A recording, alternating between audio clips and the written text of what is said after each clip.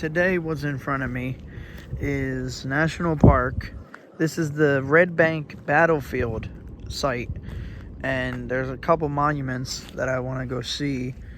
So I'm going to show them. So this is the grounds of where they battled, the British and American soldiers, or I would say Union soldiers, I'm pretty sure they were, to fight for America. So let's get into all the little gooses are chilling in the park. So right here it says, on November 11th, 1777, American soldiers at Fort Mercy tested 2 cannons recovered from the Augusta, a British warship that exploded after running aground the day after the Battle of Red Bank. Both cannons exploded when tested, injuring and killing members of the gun crew. This fragment was part of the cannon that weighed approximately 5,400 pounds and fired 24-pound projectiles up to 1/2 mile. Look at this. Archaeologists found this cannon using ground penetrating radars on September 11, 2015. So they found a fragment. So they're saying this part right here they found. And this is what it would look like when they fired it. And this is it right here. This is part of history. Right here.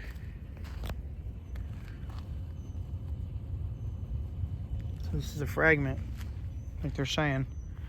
So very cool. Very cool, very cool. So that's part of history right there.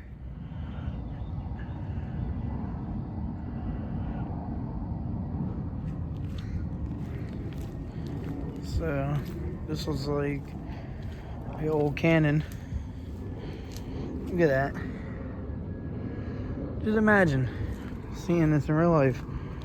Getting a cannon right at you. Let's see what this thing says over here.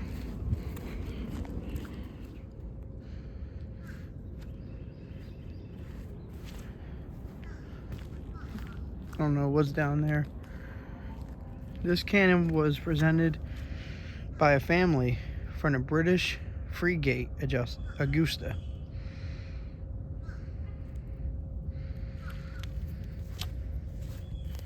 I mean, this is crazy. A missile shot. I mean, a cannon shot through it.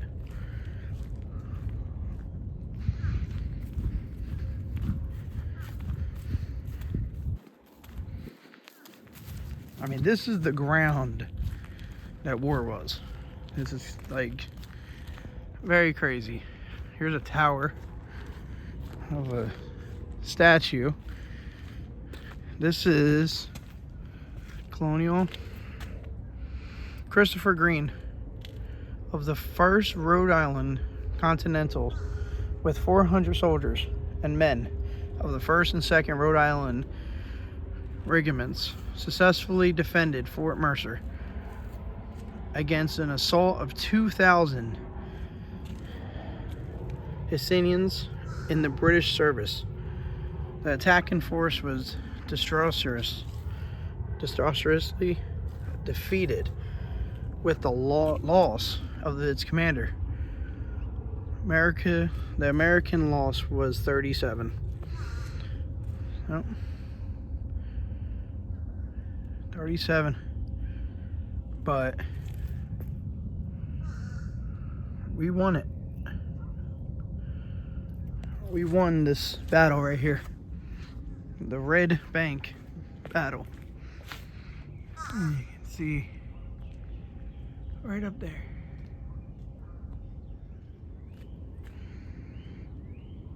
This is the attack of Green in command of a victorious defenders. This is what it looked like.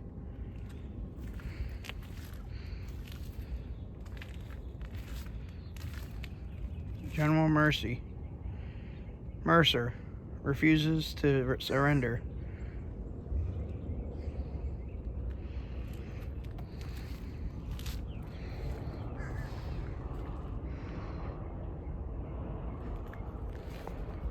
So these are some good sculptures right here.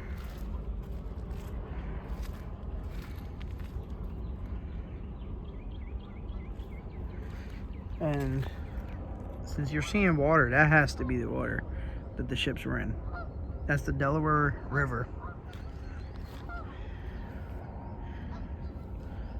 And you can see the bridge to Philadelphia is right there. So we're basically right here at Delaware River. And yeah, look, another bridge is all the way down there.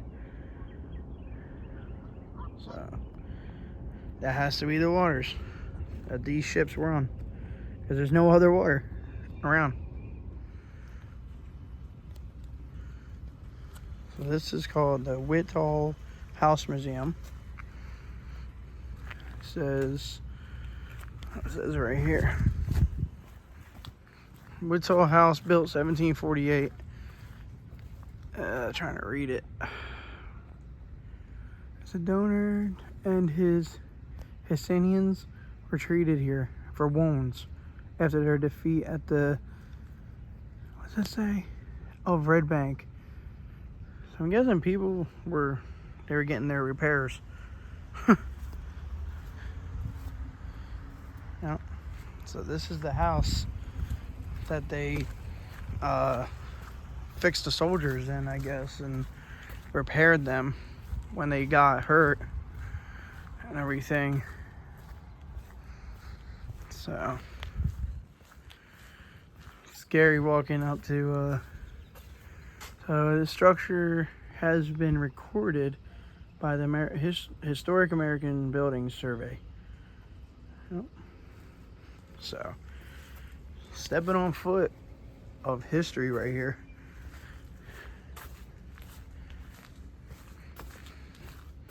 This area gives me that that wood smell, which you see wood right there, but it gives you that wood smell. And yeah, so very cool. I don't want to get too close and everything, but very cool in here. This is where they walked and everything, soldiers, and that's the doorway. I don't know if that's the actual door. Maybe it is. I don't know. And these are the windows. So yeah, and this is the view that they saw. So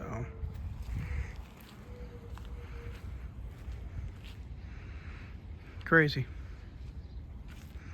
So yeah, this is it. This is the history of the house. It says here was a pitiable sight. About 200 were laying on straw in 2 large rooms, some without arms or legs, and others again with their limbs crushed like mush. Some floated in blood and told me that some had died for lack of something to bandage their wounds with. While I was there, several men died in great agony and convulsions. That's what they said. Following the battle, the Whittall's house, or home, served as the field hospital for hundreds of injured Hessian, I hope I'm saying this right, soldiers. Surgeons were limited in how they could treat the injured. Amputation was common and infection expected. Doctors did not understand the importance of sanitation and surgery. Surgeons looked to nature to provide many of their treatments. This garden contains many examples of medicinal herbs available to physicians at the time. They used lamb's ear as bandages and willow bark to treat pain and fever. Anne Whitall actually refused to leave her home during the battle. While no historical documentation exists, descendants of the Whittalls claim Anne treated the wounded and chastised them for warlike ways. So, this is what they used to use. So, used to use in this place. And then I'm guessing this is the garden area where they would get the medicine. See, everything was natural back in the day. They didn't have medicine. They didn't have doctors like we have today, and and stuff like that. That's the garden, I think, back there actually. So they relied on herbs and stuff. So you can smell the natural, the nature in here. You can smell it, and it's so woody smell. So yeah, crazy. And here's another picture of what they used. So as the war was going on over here, on these grounds over here, and mostly down there, all in that area, this woman stayed here. She stayed here while cannons were getting blasted, people were getting killed, and all this stuff. She stayed in this house. I couldn't do it. I couldn't see any of this. So, yeah. So, let's go to the next thing. I don't know if these are real or these are just replicas. I'm thinking they're just replicas. Maybe they are real because they look like rusty. But these are cannons.